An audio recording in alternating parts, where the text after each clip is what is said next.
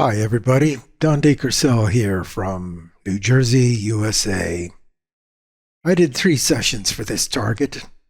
Here's the original target queue. And let me summarize this for you.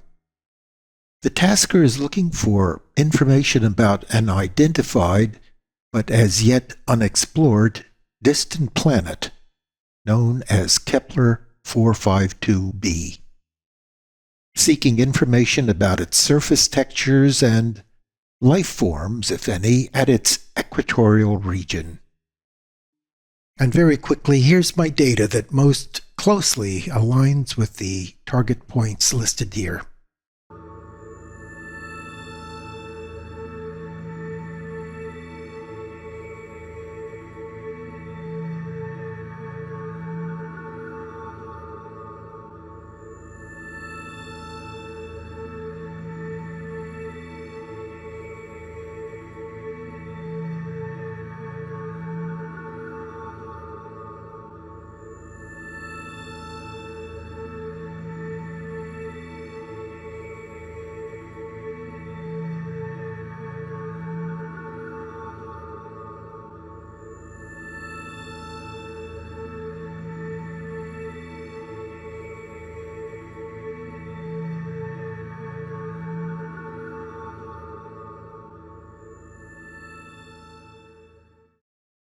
My first session was done in the TDS format.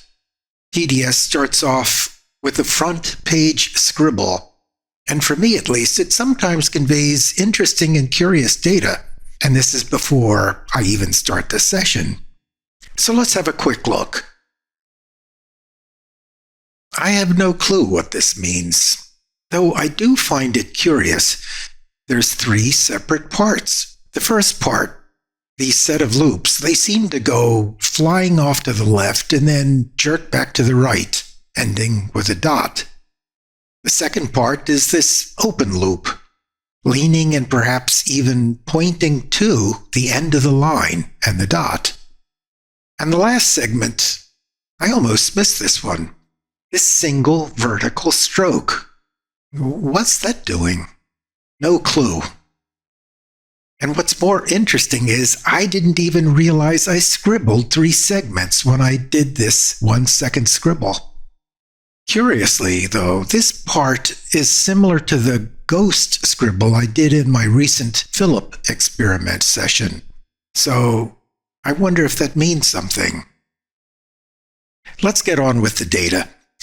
My session first talked about a long cave-like corridor, high ceilings and dimly lit.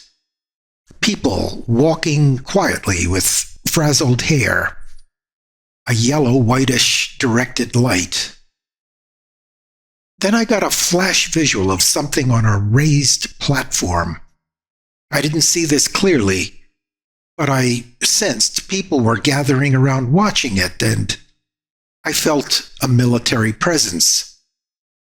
Some sort of energy was applied to this thing, which led to an expected transition.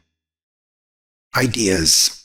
Okay, if the beings on this target planet are cave dwellers, maybe they were assembling something, some sort of shrine or monument using physical energy to get it set up. But a more exotic idea might be this data is describing some form of Stargate technology, possibly here on Earth, used to travel to other planets. In other words, you go to this location, you step through the gate, and you find yourself projected to another location. How interesting. This scenario matches my initial front page scribble. Follow-on perceptions further support this. Descending into a secret place with guarded access. A traveling aspect that involves a transformation involving some sort of exchange or flipping over, and then continuing in this new form, state, or location. This is starting to sound a lot like remote viewing. Look at this ideogram. There are two gaps there. My interpretation of this was physical energy directed toward continuity breaks. What does that mean? It means we are directing energy within the fabric of space-time to creating holes in the continuity of physical reality. I never thought of remote viewing as creating holes in the continuity of physical reality, but in a sense, that's exactly what we seem to do. I love it. Think about it. We as human remote viewers exist within the fabric of space-time, and we are directing our energy, our intent, to cut through that continuity of space-time so we can perceive. Now that's almost educational. I continued getting a traveling aspect with AOLs of to the stars and to distant galaxies. I actually find these items curiously in line with the goals of the perception of a distant planet. My matrix session also remained consistent with this theme, as did my session summary.